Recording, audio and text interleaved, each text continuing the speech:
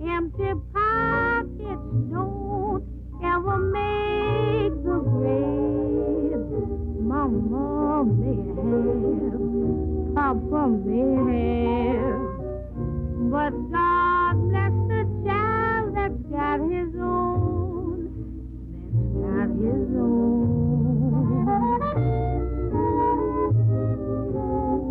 Money, you got lots of friends crowding round the door. When you're gone and spending it, they don't come no more.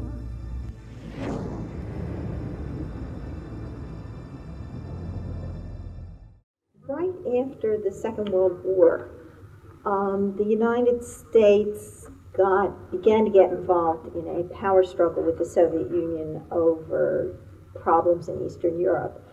And as that was occurring in 1946 and 47, back in this country there was a movement, both a political movement, mainly with pressure from the Republican Party, as well as within the Truman administration, to deal with the problem of communists in the United States. And under a lot of pressure from a Republican-dominated Congress, Truman began to take measures to have the American Communist Party defanged, as it were, to make sure that there would not be some kind of threat to quote-unquote internal security at a time when he was gearing up the country for a contest, an international contest against the Soviet Union. And in 1947, Truman imposed a loyalty security program for government employees that was designed to ensure that there would be no quote-unquote communists in government. And this was a program that was really designed by the FBI. The FBI, J. Edgar Hoover, had a very ideological view of what the communist danger was. And he managed, through very clever bureaucratic politics, to get his version of what the communist threat was. And J. Edgar Hoover believed that integration was a communist plot. This man was an ideologue. In 1917, when the communists overthrew the Russian government, there was one communist for every 2,277 persons in Russia. In the United States today, there is one communist for every 1,814 persons in this country. Right-wing critics of the Truman administration began to claim that there were communists in the government, communists in the New Deal, communist spies who had given secrets to the Soviet Union. And in 1948, they were able to drag up the case of Alger Hiss before the House Un-American Activities Subcommittee. I am holding in my hand a microfilm of very highly confidential, secret State Department documents.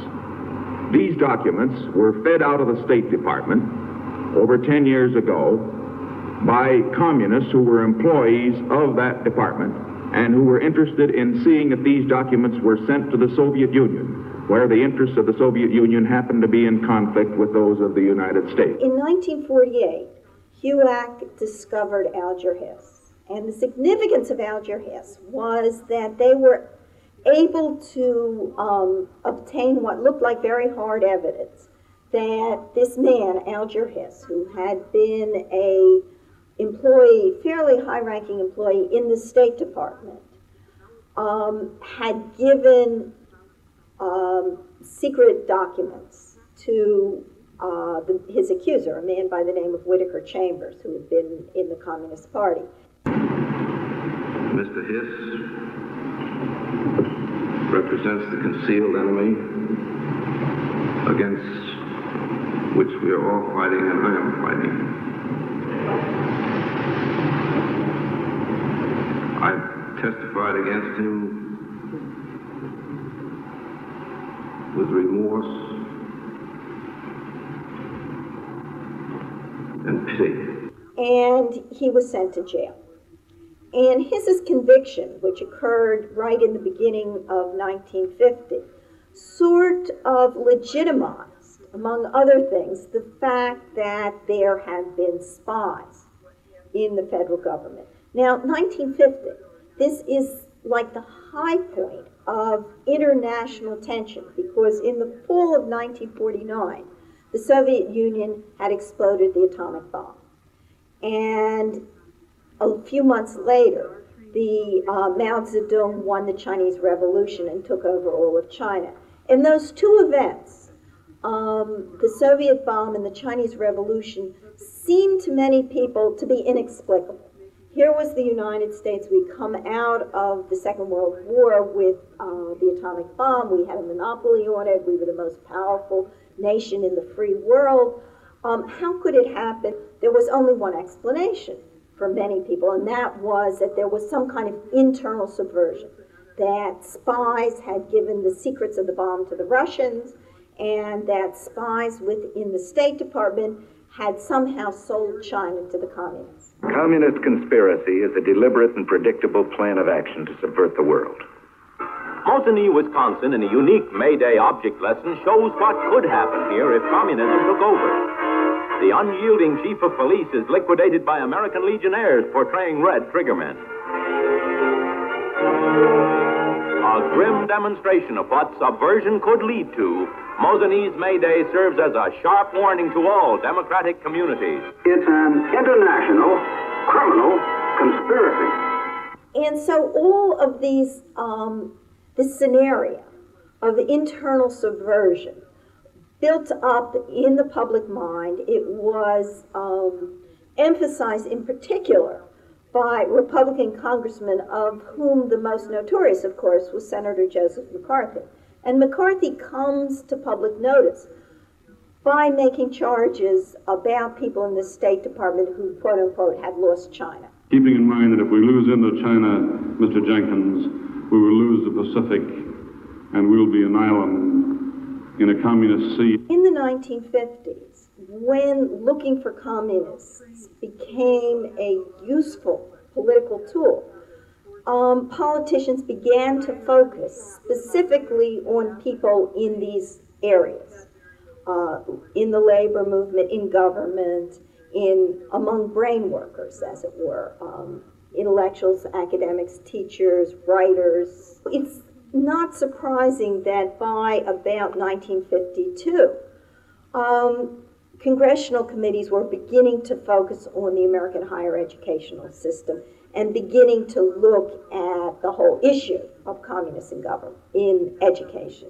This program that began specifically to, in a sense, protect the Truman administration during the early years of the Cold War, expanded out throughout the rest of society to such an extent that it was adopted at places, for example, like the University of Michigan. Laudes atque carmina, neco gene cras, sed omnia per temporadum locum habeas. Tibi sit dulcissima, o universitas, ad posses opernicite, et anta esploracas.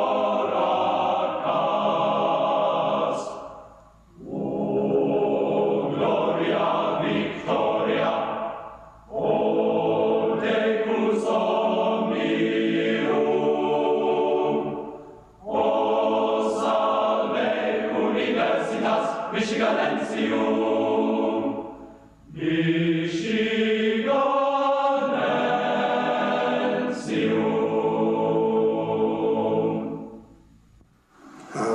One of the things that the president faces so often, and this was true in this area, was the defense of the right and privilege of faculty to pursue their fields of learning without let or hindrance. That's vital to a university's concern. And that, however, immediately leads you into the suspicion on the part of many that universities are the harboring grounds for the elements that seem to be the subversive elements. Well, I think as a developing human being, I was most impressed in my teenage years by the Depression in Colorado. I lived in Pueblo, Colorado, where there was a big steelworks. My father worked there. Whole steelworks closed down. Most of the men in the town were unemployed. It was a terrible time and had a very profound effect on me. It caused me to feel completely alienated from the economic system that we lived under then, alienated even until today. I grew up on a farm in Oregon. In the very early 30s, I finished high school, and because the farm would only barely support a family of 6, I went on the road. Picked up a local freight car and traveled wherever there was work. Now that wasn't uninteresting because one of the people I traveled quite a bit with was Woody Guthrie. My self-image as a rebel as a child was based on affiliation to the movement. See, I'm talking about the 30s when it seemed to be a lot clearer than it later was what the movement consisted of. Ken was a red diaper baby. What do you mean by that? He sucked in Marxism with his mother's milk.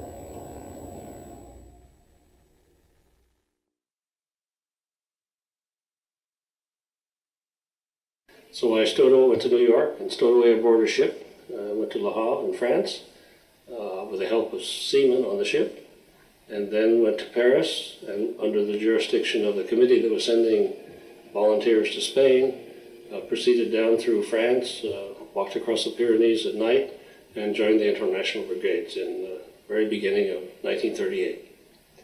I was put in the front lines in a few weeks, and was there until the end of the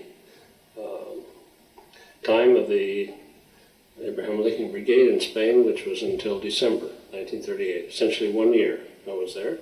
And during that time I engaged in all of the battles of the brigade, including getting forced back across the Ebro River, being surrounded by the fascists, being back at their lines for a couple of days, losing my best friend in battle. The fighting there was really very severe. I was in the front lines all the time. Occasionally we would have a few days out. The fatalities were intense. In the very first major engagement where we were surrounded and where I had to escape finally by swimming across the Ebro River,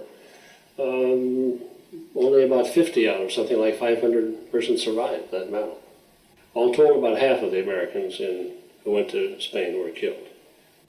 Well, it was pretty hard to imagine that subsequent battles were going to be worse than the ones I'd already gone through successfully.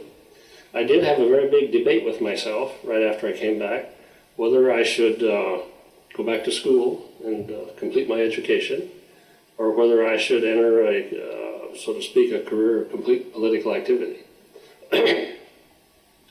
That was potentially attractive to me. I'd been very active in the communist movement in Spain. I was a member of the Communist Party of Spain. Was one of the committee of 5 that was responsible for party activities for all the Americans in Spain. And I gave serious thought to become a political functionary.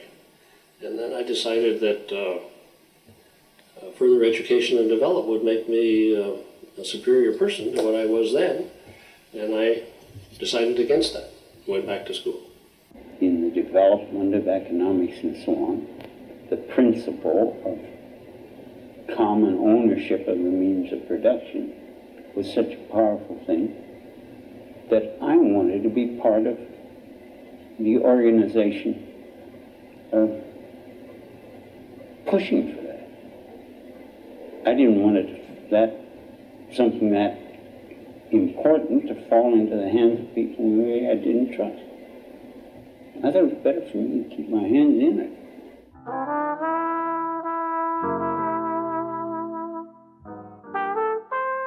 I was graduate student in mathematics at Harvard from 1946 to 1950. I got my doctorate in 1950.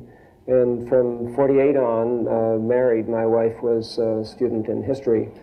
And we were active on the left throughout this period at Harvard. We worked for the presidential campaign of Henry Wallace, for instance. That's where we met. And in 1950, when I was looking around for a job, my thesis director got me a job at UCLA, which I was very happy about. But I was also concerned about the dispute at the California campuses about the requirement of non-communist oath as a condition of employment. I was, in fact, in the Communist Party at this time. If I had to go and had to sign, I would have quit the party. I wasn't considering signing falsely, but I didn't want to go at a time when it would be undercutting the very excellent campaign that was being waged by professors there against the oath. So I kept in touch with them, and we actually had visits at Harvard from some people from California to report on how things were going.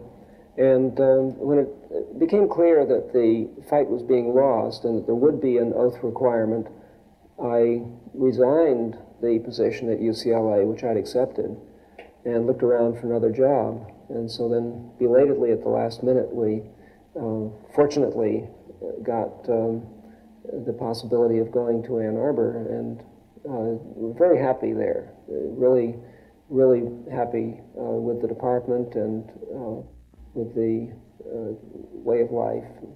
Enjoyed the Ann Arbor milieu very much.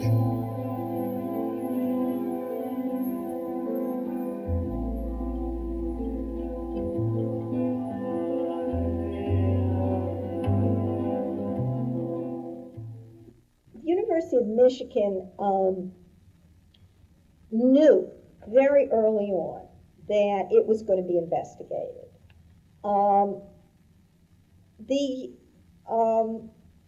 In Maine congressional investigating committees had not focused on higher education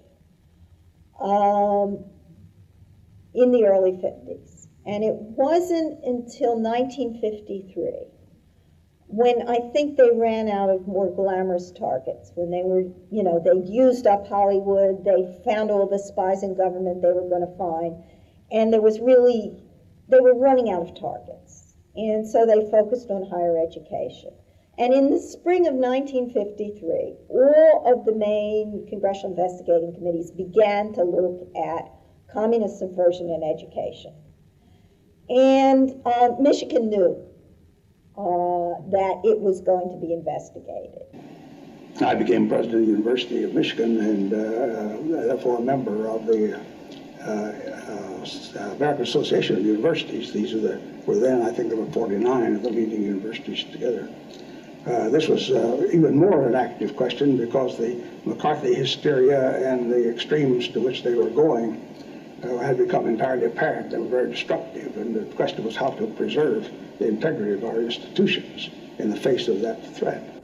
I do remember the times about the time of the Nickerson and the other cases, that at that time there were quite a number, I don't say how many, half dozen or more, of our people who I had been told by the FBI were going to be called, or likely to be called, before Kit Clardy's committee because they were communists. And I decided to go down and talk to the staff of the Un-American Activities Committee because I had, and I told the FBI, I had told them I would cooperate with them if they had any real evidence, but I certainly didn't want to see them ruin some of our best people by saying that they were communists.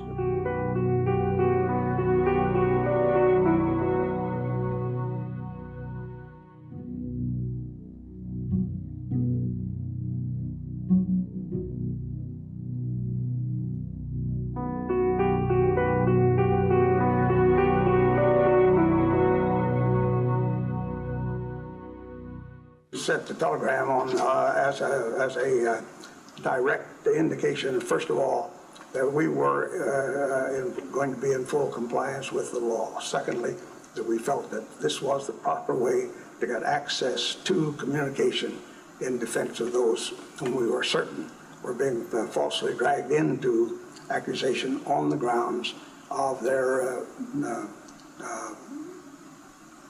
alleged associations that were perfectly legitimate and entirely beyond reproach. It was for the defense and preservation of our integrity and of our faculty from persecution. I went down and said, I have been talking with your agents and so on, and they tell me that you're going to call 6 or 7 people up there, and I'd like to have their names. I thought I knew what they were anyway, but I'd like to have them. And I was able to say, you're going to make yourself look completely silly because you haven't anything on this except that one time at some social affair that some communists visited him.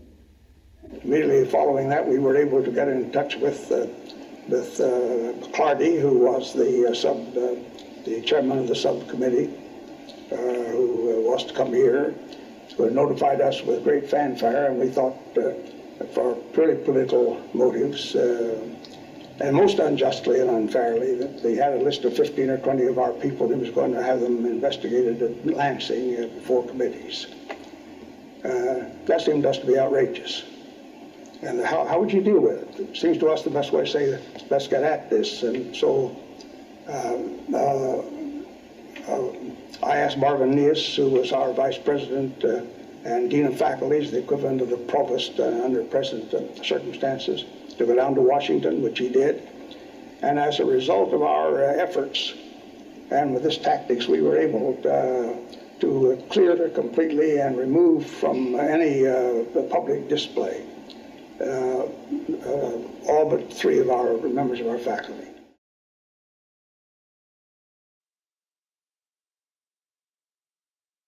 I spoke with President Hatcher and Vice President Neas in autumn of 1953. Told them that I got the subpoena, that I expected to get the same treatment which my father and many others had been getting from congressional committees in the preceding months. And in particular, I expected to be asked if I was a member of the Communist Party, and I expected to refuse to answer. I even told them, I believe, that I was expecting to refuse without pleading the constitutional protection of the Fifth Amendment against self-incrimination.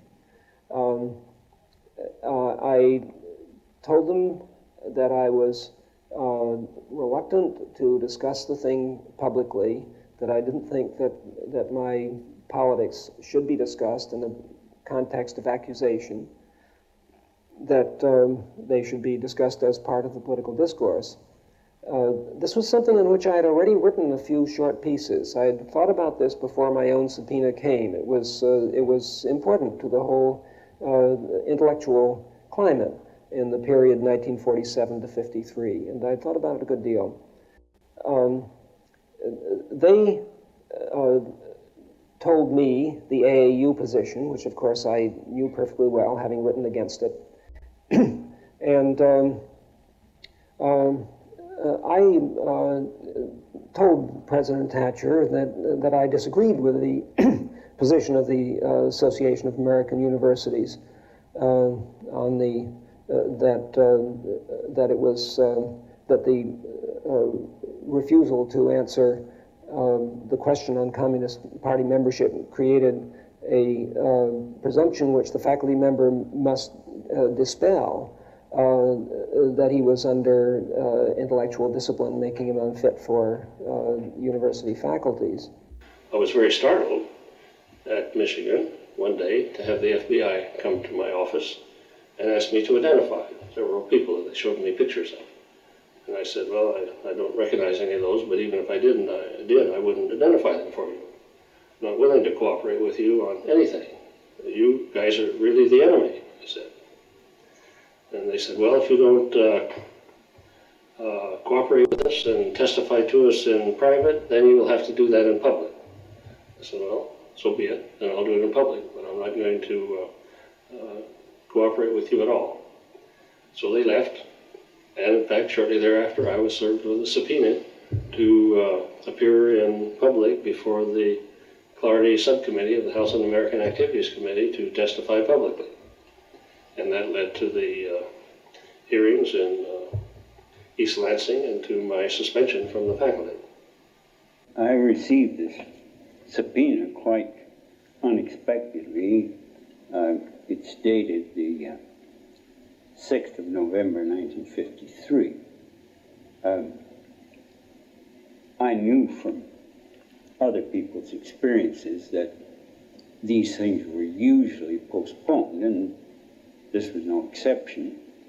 The fellow who served it came back every 2 or 3 weeks until the final hearings in May, and kept asking me, was I interested in talking to the committee on a private basis so that my name wouldn't come up and I'd probably save my job. But the obvious implication and what I knew about these things was that in exchange for that, I was expected to name other people's names. And I didn't. It's something I couldn't have done. Now, one of my associates, a mathematician, apparently did this. And when the chickens came home to roost on the friends he mentioned, he killed himself. Very promising young mathematician. So the whole purpose is to scare people. Were you ever scared? No, I don't think I was scared.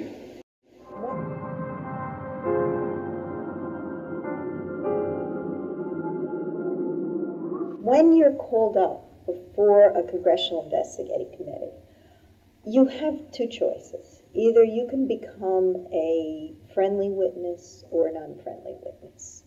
And what I discovered when I was doing research on this, and I talked to people who had been both friendly and unfriendly, was that this is a moment in which your whole sort of, to use an old-fashioned term, character comes into play.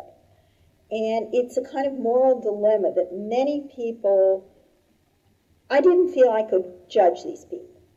Many people are called up and they had once been in the Communist Party and left it. They were no longer politically active. They were involved in their careers. And they're called up by a committee and they're asked to name names. And they know that if they don't name names, they are going to lose their job, probably. And what you have here is a sort of personal trait, I think. I wouldn't even call it bravery. I think it has to do with a kind of political integrity that people either have or don't have, and it depends how strongly they feel about it. It became clear that the principal thing they were worried about was Operation Mind, and they badgered me about that at considerable length, but I refused to discuss it or anything connected with it. At the time, Operation Mind was something which we knew had upset the committee. It wasn't surprising that the committee was trying to punish those who issued Operation Mind, but it was also clear that the best way to reduce the damage was to reduce the number of people who were associated with it. And it was so obvious that it didn't need to be said that anybody who was questioned about it would avoid implicating others. The original text of Operation Mind was written by my wife and Libby Dubon, who's still at the University of Michigan, and many of the others who worked on it were in the university community. But of course we wouldn't add to the list of victims. So that when it turned out in the committee hearing, actually, that the main thing they seemed curious about with respect to Chandler's political activities was the pamphlet, Operation Mind, which the committee had distributed on campus. And the reason that they were interested in him with that, because it was, you know, as he has indicated to you, as Chandler told you, it was really that Natalie and I wrote the thing, and Chandler and a group of students typed it, and then Chandler was the one who made out the check to pay for the printing when the thing was ready from the printers. But it was like, it appeared to be, from the questioning of the committee, that it was that sort of accidental thing, that he was the person, he was the treasurer of the organization, and therefore signed the check, that got the finger pointed at him. So it was eerie. When I was given the subpoena to appear before the party committee, that opened, we might say, a Pandora's box of all kinds of political issues that I knew I was going to have to fight through, even though I didn't want to have to do that. I wanted to be a scholar, which was my goal there. So I, first of all, talked to my friend Nickerson, who I knew also had received a subpoena. And then indirectly we heard that Davis had also received one. I didn't know him before that time, however, but I did know Nickerson, since we had the same major professor at Johns Hopkins, Nickerson preceding me. But nonetheless, he'd come back to visit, so I knew him, and was friendly with him at Michigan also. And there were a lot of discussions among us as to what would be the proper kind of political response to the subpoena. We knew we had to reply to the subpoena, of course. And what should be our stance? Should we refuse to testify before the committee on the grounds of the First Amendment or grounds of the Fifth Amendment, or just stand silent and say nothing? Is it correct that you were president of the Bookshop Association of Baltimore in the year 1944? I decline to answer that also on the grounds that the question is an invasion of the freedom of speech, belief, and association guaranteed by the First Amendment. Witness, I am not quite clear. Did you say the First Amendment? I did both times. Witness, I think that is a proper question, and the chair therefore directs that you answer it. Well, without wishing to imply any lack of respect for the First Amendment, which is really the cornerstone of our Bill of Rights, I should like to decline also on the grounds that the question conflicts with the guarantee provided by the Fifth Amendment to the effect that a person shall not be required to bear witness against himself. There was a routine established. If you did make the Fifth Amendment plea, you didn't get a contempt citation. If you failed to, you did. So I was planning to be cited for contempt. And the reason I did was, in the first place, a matter of communication. Witnesses like my father, who argued both that the hearings were an attack on free speech and that they were being asked to incriminate themselves, found that nobody paid any attention to the first of these points, that the second point was picked up. That was the one that prevented you from coming to the courts, and that was what the committee noticed for that reason, and that was picked up. So you didn't get to make the other point. That's one reason for not invoking the Fifth.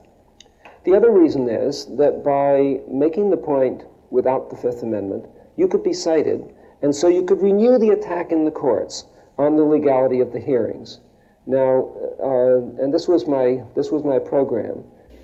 The First Amendment was a risky thing. I didn't feel with 3 children, or at least I had 2 children when the Clardy hearings were held. I had 3 children by the time the university got into the act in June. I couldn't take the chance that Chan Davis could. And he was, indicted for contempt of the committee. So I used the First and the Fifth Amendment, which is not as correct a position as the one he took. But it was the one that gave me more leverage with the university committees to put the university in its bad light as possible. And it was the one that was safe as far as being able to support my family. When somebody like Margaret or Nickerson was called up before the House Un-American Activities Committee and asked, were you now or have you ever been? That person couldn't say, well, I was in the party in 1938. I joined because I was sympathetic to the party's opposition to Hitler. And then after the war, I left it because I got involved in my own work and I didn't think the party was very useful anyhow. Because you couldn't just say that. The House Un-American Activities Committee immediately would then say, and who was in the party with you? And usually they had a list of names already prepared, and they would say, you know, was so-and-so in the party, was so-and-so, and you were supposed to name names. And if you, at that point, refused to name names, you were liable for contempt of Congress. Well, did you know Dr. Ginsburg? I declined to answer that on the same ground. Did you ever hear of Dr. Ginsburg? Again, I will decline to answer on the same ground. I ask that you direct the witness to answer both of those questions. I do not think the Fifth Amendment is fairly or properly invoked in refusing to answer those specific questions. I still decline to answer on the previously stated grounds on the advice of counsel. Very well. Any kind of association that people like Clardy could show between me and the Spanish War and what went on there, they felt was derogatory. And I thought it was the exact opposite. I was proud of my participation there. But I didn't want to talk about anything substantive before the Clardy Committee, because in my view, the government is mine, represents me, has no right to ask me anything about my political opinions or activities. So I refused categorically to answer any of their substantive questions, pleading the Fifth Amendment, as my lawyer had advised me. They verified that I was not invoking the Fifth Amendment, but they didn't try to understand the argument I was making, nor did I think it important that they should. By the way, you must remember that there were only a couple of committee members and the council speaking to me. It was not the full committee. The hearing took place in Lansing, and they had a small team come up from Washington for the occasion. But back to the question about the Fifth Amendment. You see, I had very close relations with a lot of people who were subject to obloquy at that time for having refused to answer on the basis of the Fifth Amendment, including my father, but many others. And I did not consider myself that they had proven themselves guilty. Well, some of them were communists and some were not. But aside from the fact that it didn't prove whether they were communists or not, I didn't consider that they had done the wrong thing. I was just doing another right thing. And it was very important to me not to set myself against the people who had already taken the Fifth, the people who were going to take the Fifth on the same day that I did. The procedure through which McCarthyism spread from the federal government was essentially a two-stage procedure, in which was divided into first a identification stage in which supposed communists, supposed subversives were identified. And then the second stage was that of punishing these people.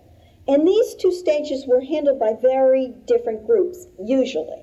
The first stage, the identification stage, usually was handled by the government, either through the mechanism of a congressional investigation or a state investigating committee.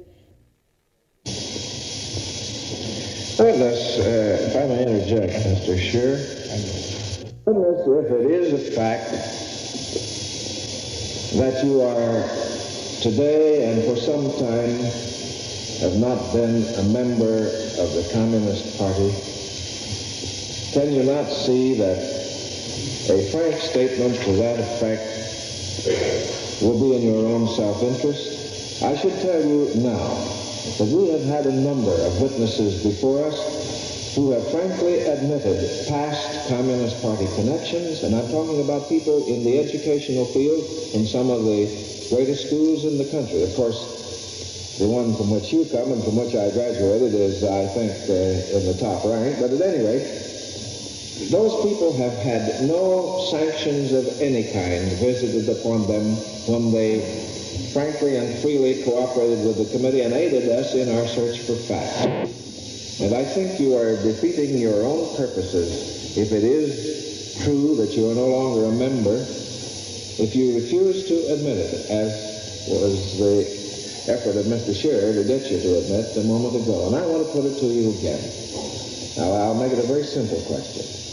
Are you now, today, a member of the Communist Party? I still must decline to answer that question on the previously stated ground.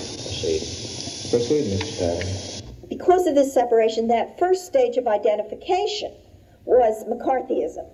But the firing of people who had taken the Fifth Amendment before a congressional committee, or the firing of people about whom the FBI dropped a file on somebody's desk, that wasn't McCarthyism. That was something else. That was often justified in terms of national security, in terms of the fact that, and this is, you have to sort of get yourself back in the mindset of people in the early 1950s, you know, right after the Soviets had the bomb, China went communist, in which there was a witch hunt going on. And a lot of people in private institutions felt very concerned that their institution would be damaged if somebody whose loyalty was somehow in question remained on the payroll.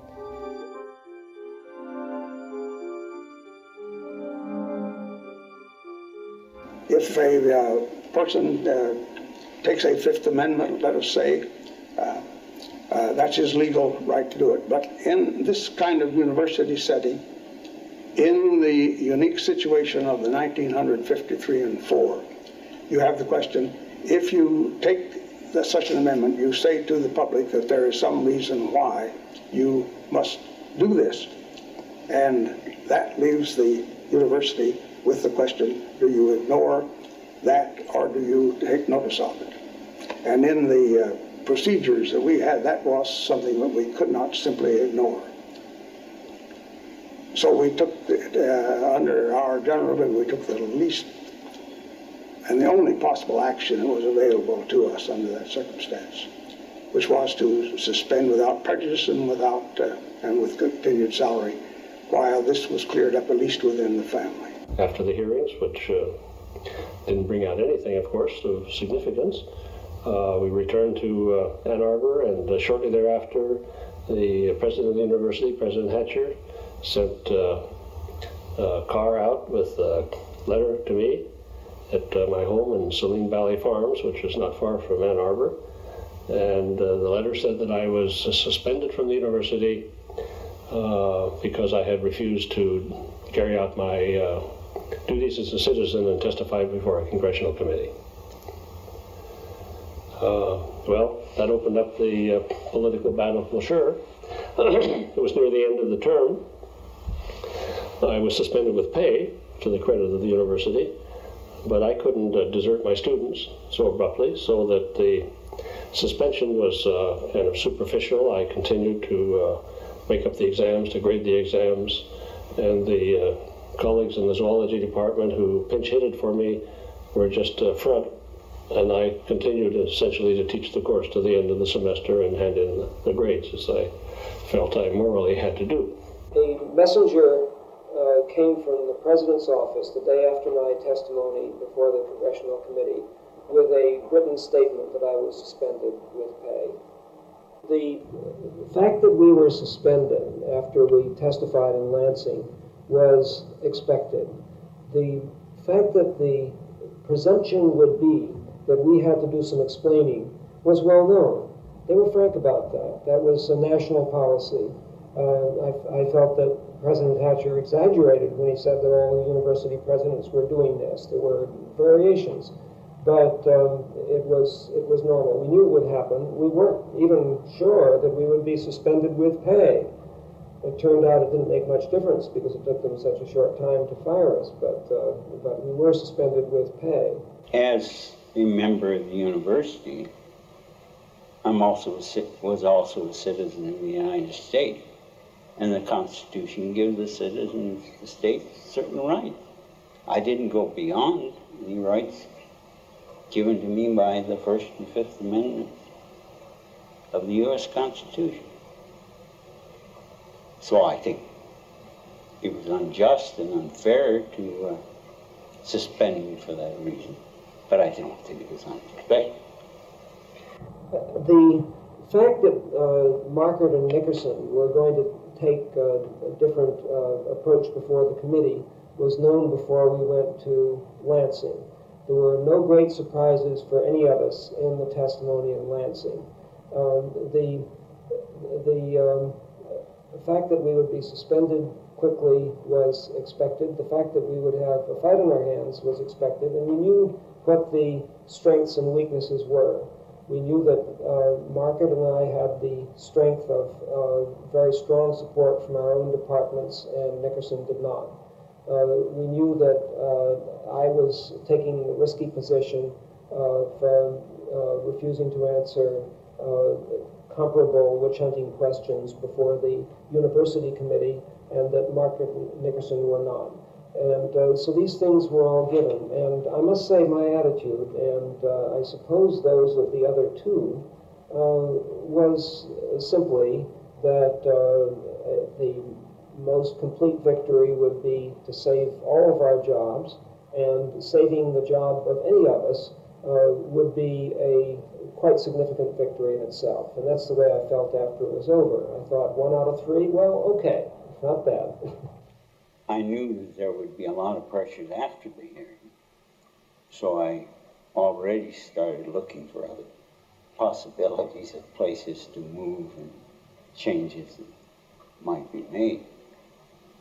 The big pressure was from the time of the hearing until the time of final dismissal. And after the hearing, I had no illusions that whatever I did, I'd get fired. Sievers just he was much stronger than the dean of the medical school, and I suspect stronger than the president of the university. He would see to it that I got fired, and so all that time, although I tried to make it so that the firing would reflect as badly as possible on the university, but they couldn't claim I hadn't been candid with the official Senate committee, etc. Immediately there were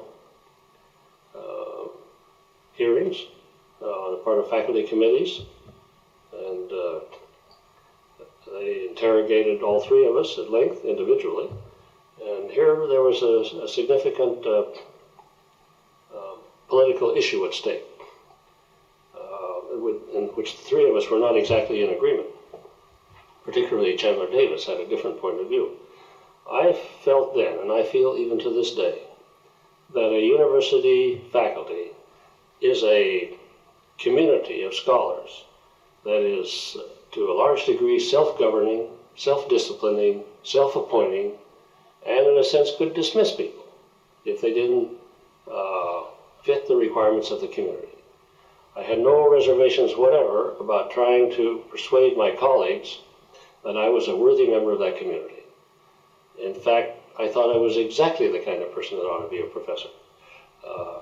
Highly critical, objective, dispassionate, scientific, logical, and I was actually pleased with the opportunity of talking to the faculty.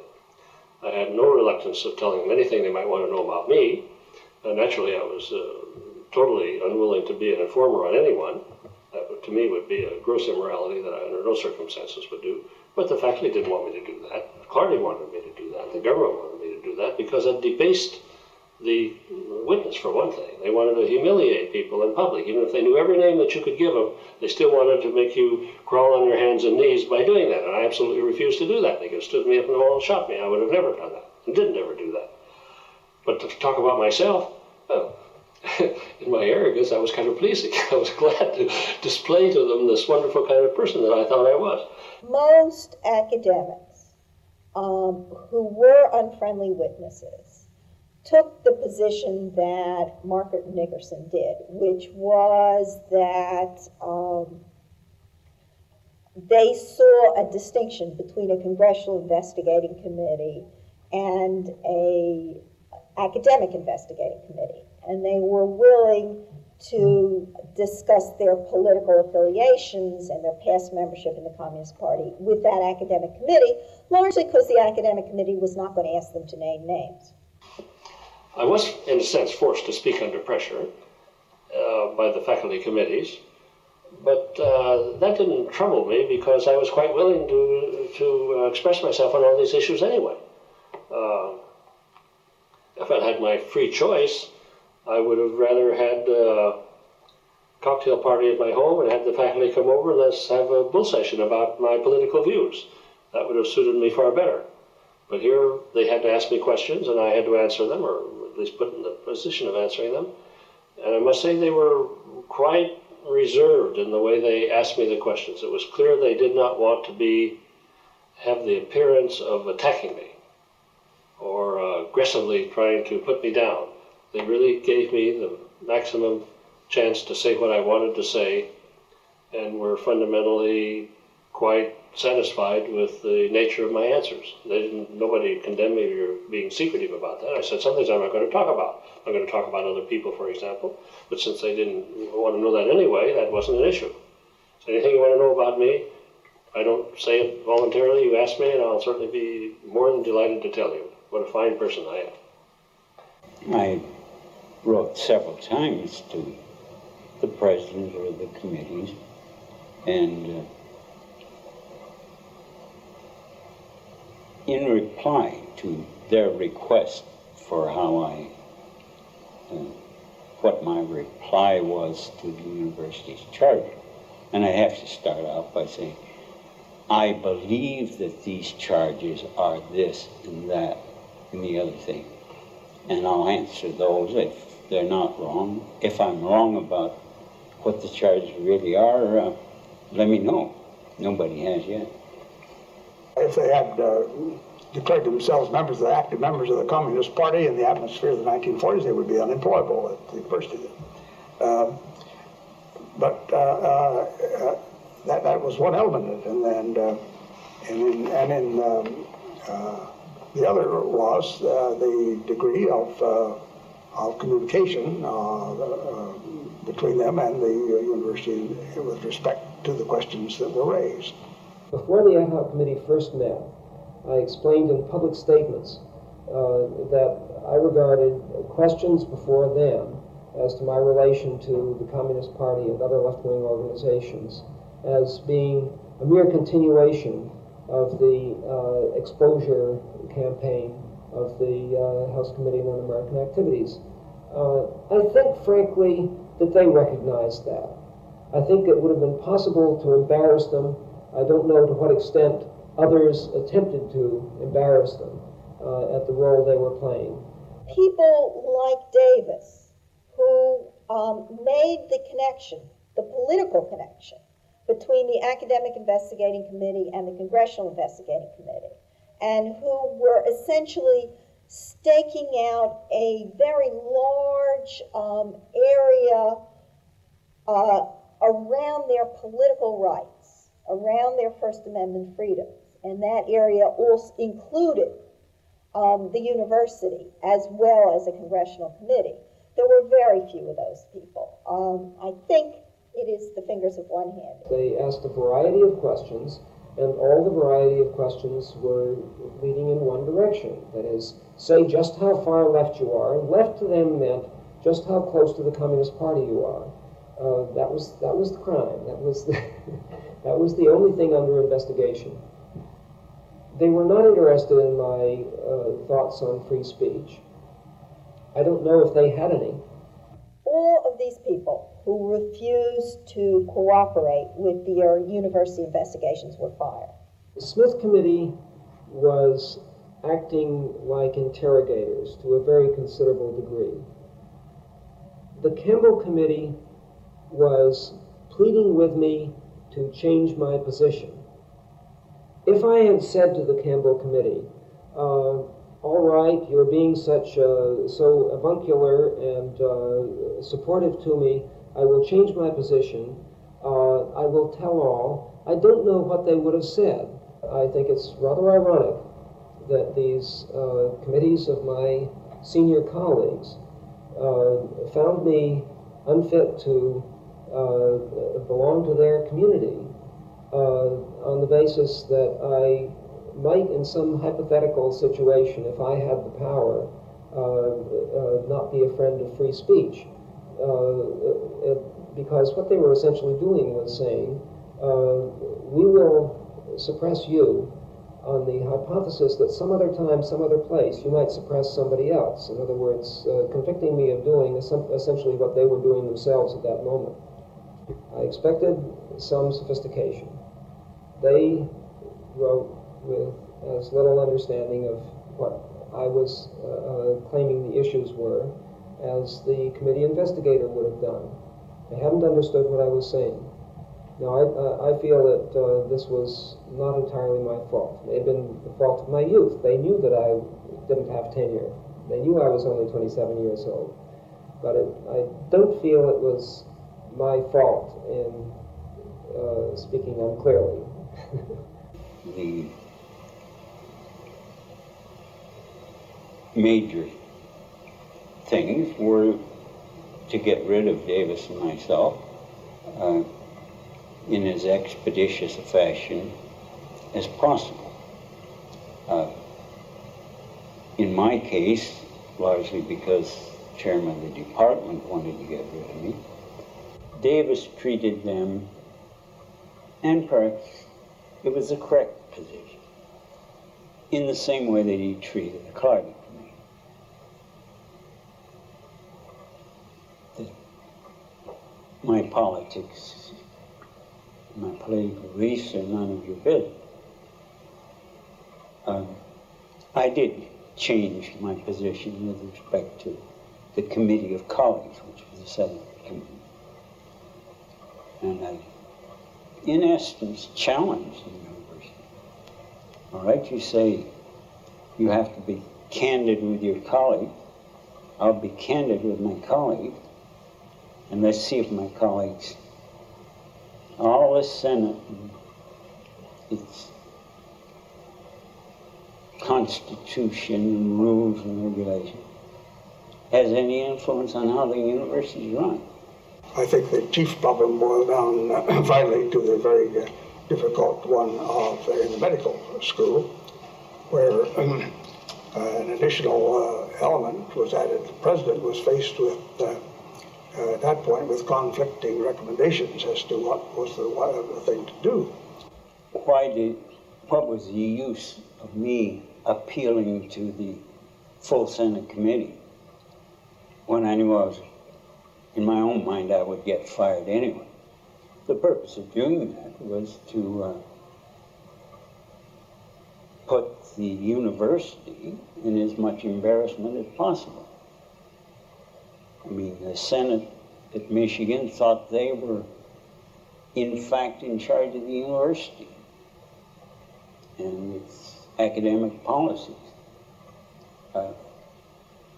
Having their committee, which was unanimous, absolutely rejected. I think did something useful to stir up the faculty and senate of the University of Michigan. Nickerson's and my position were virtually indistinguishable, politically and in every respect. Word by word, they weren't absolutely identical, but they're basically, no court could draw any very serious distinctions between us. We had the same outlook, behaved the same way, used the same lawyer, led the Fifth Amendment, much the same attitude on these things. And that he should be fired and that I should not is a gross miscarriage of justice. I think because he was fired, not because I was kept. The justice was miscarried. And the reason is that, first of all, he had tenure, and I didn't. It seemed clear to me then, and now also, that it was the intention of the university in keeping me just to let my term expire and not renew it, and that would be disappear. And that would be an easier out for the university. With Nickerson, he had tenure. They either had to fire him or keep him. They couldn't wait till his term expired. And in the medical school particularly, they didn't like Nickerson as a person. They felt this was their only chance to fire him, and so they strongly came down on the side of dismissing him. And the university, to its shame, went along with that and did, in fact, dismiss him. If he had been in my department of zoology, I think he would have been kept just as I was. And if I'd been in the medical school, I would have been fired too. I feel sure. The actual charges against me were never stated. The university never stated it. None of the committees were stated. It was all a smokescreen, that in the aggregate, how can we be sure that you didn't do this and that you didn't slide around that corner and etc. But they never stated the charges, and they never stated why they fired me. And I made it also clear to my faculty colleagues that I thought they had a right to know what kind of person I was and whether I should be a professor or not. I thought I should, and here's the reasons. Tell them what I believed and why I believed it, and how I got to the point of view that I did, and about my past communist activities, why I still believed that way, but found that explicit activities as a member of the Communist Party were futile, and that the party was not really a satisfactory political and social agency for furthering the values that I had anymore, and that therefore I wasn't active politically. But as far as my views are concerned, they haven't changed substantially at all. Marker, I think, may well have been the only untenured faculty member at a public university who took the Fifth Amendment before a congressional investigating committee and kept his job. I mean, his case was rare, really rare, because untenured people were let go like that. I thought it was going to be touch and go, whether I was going to continue my career in science or selling insurance or some other alternative. But I didn't really seriously worry about that. I was equipped with maybe an inordinate amount of self-confidence. I figured I could survive no matter what, one way or another. But I thought that the danger of my being thrown out of academia was really very great indeed. In fact, when the hearings went on farther and we had more and more battles at the university, my political position with reference to the battles was sort of the following. I pled the Fifth Amendment. If I can do that successfully as a non-tenured faculty person, and in effect force the society or the university to accept that as proper behavior, that will have been a great political victory. He appeared to me, and he appeared to the committees, as a person of integrity. Our only question about him was that we felt that he might well have, from the university's point of view, have spoken properly. We not only retained him, but valued his services, and I think he was a splendid person.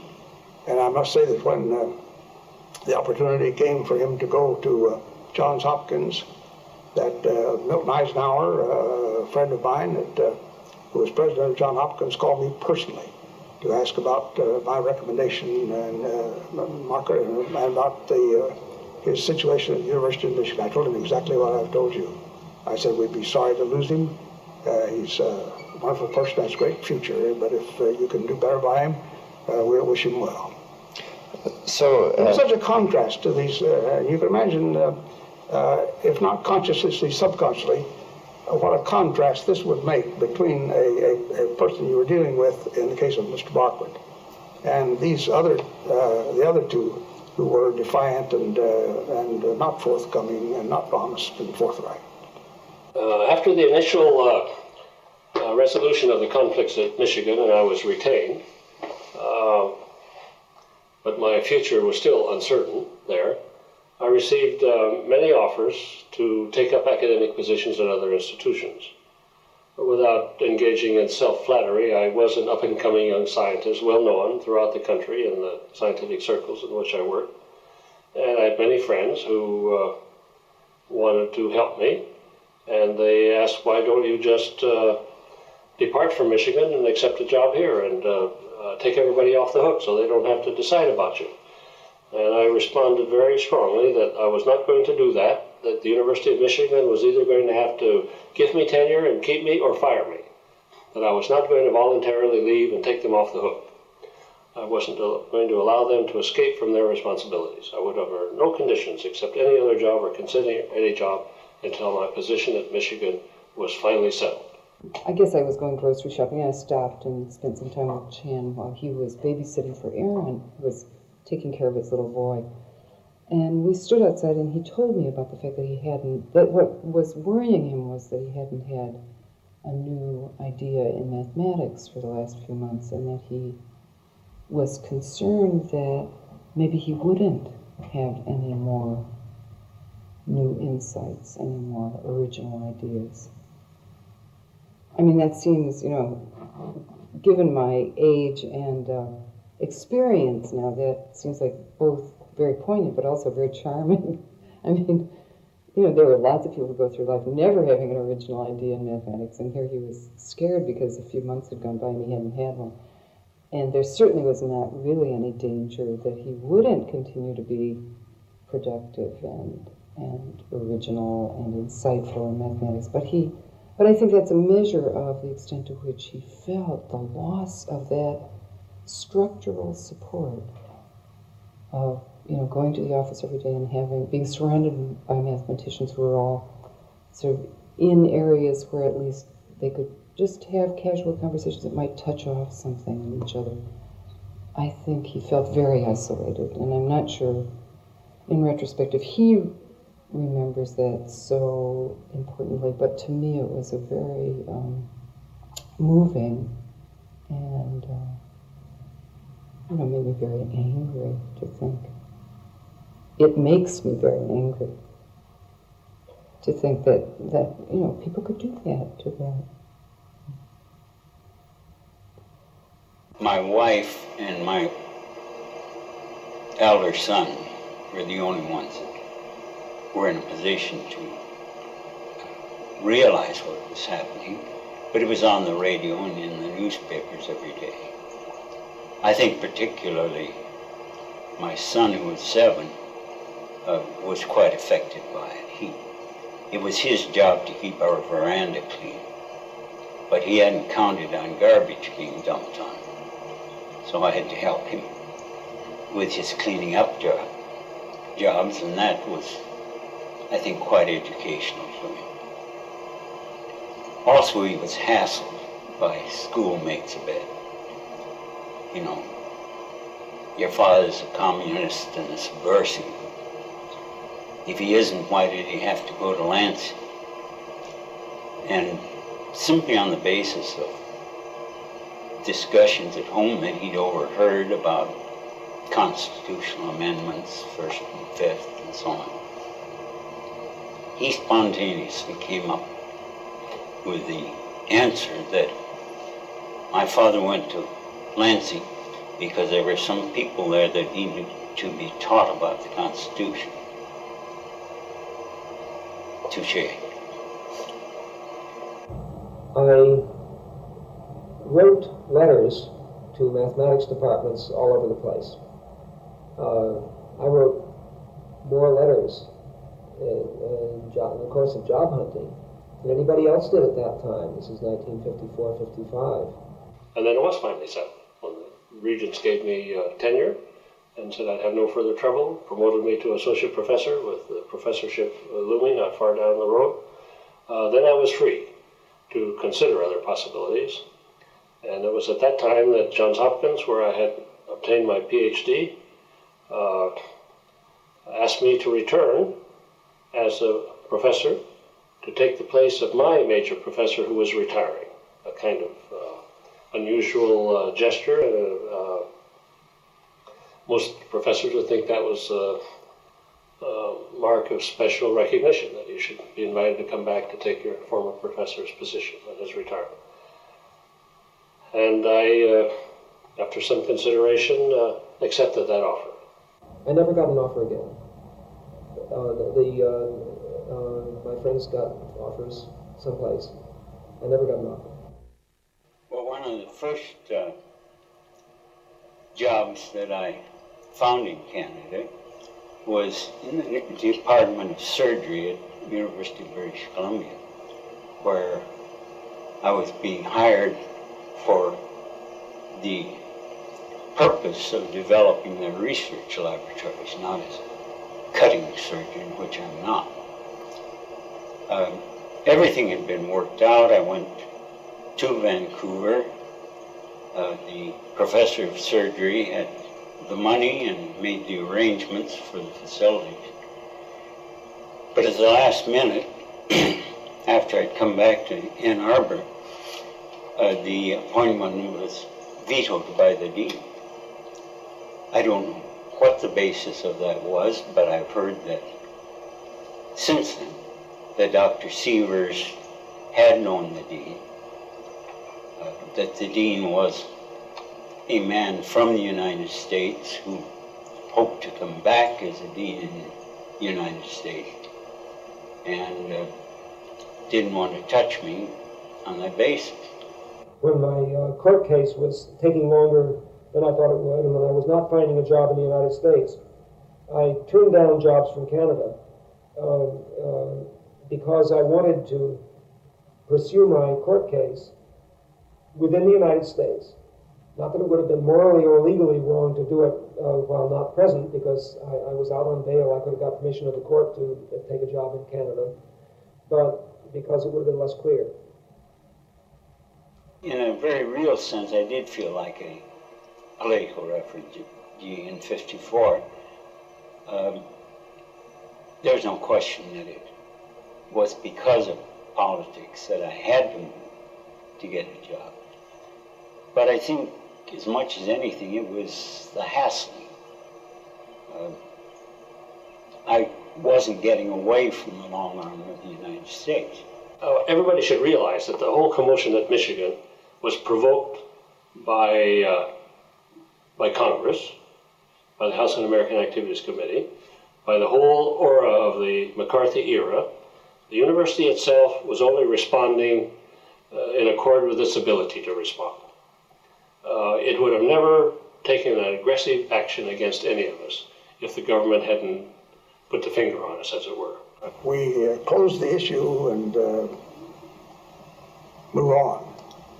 And you can't go back and undo it or change it. And I'm sure that if you had a different context, you might have it come out with a different view. But in the context of 1953 and 4, and under the circumstances that prevailed, we did the very best level best we could, and spent hours of pain and anguish over it. And we came out, I think, about as well as could be expected. I don't know if I can claim to have contributed very much to academic freedom, but I certainly feel that I tried. Initially, I was quite bitter about the period, but I don't think I am too much now, because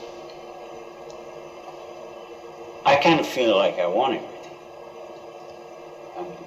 I proved to Sievers that I could do as much or more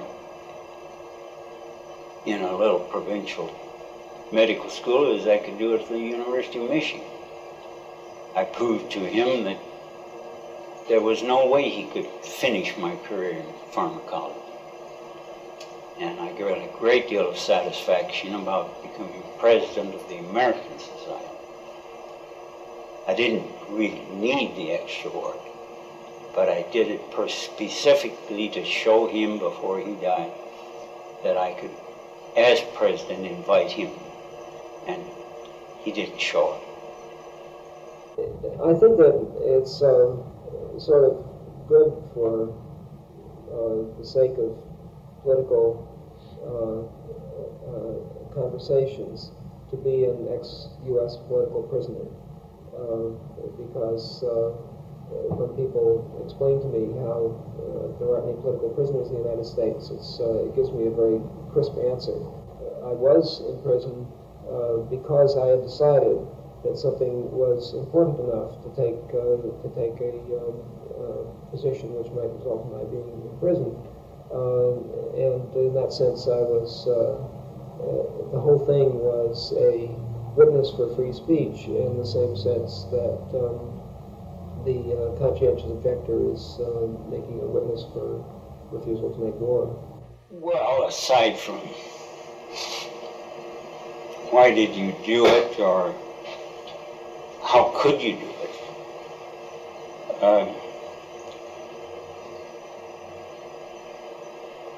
I don't know really what I'd say. I'd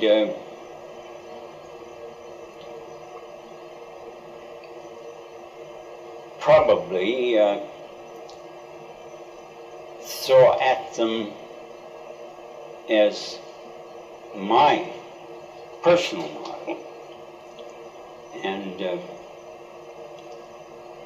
the things they tried to do would fall under that.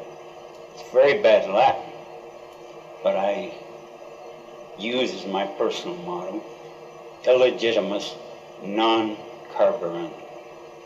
Don't let the bastards grind you down.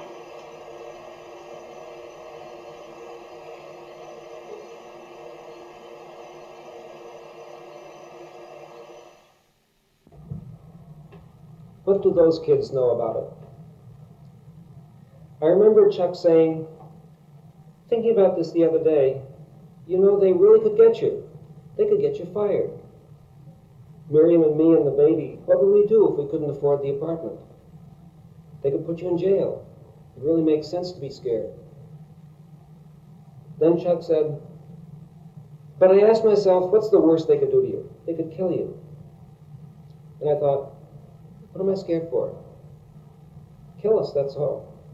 I faced that every morning before breakfast in the South Pacific. It was quite a long time ago.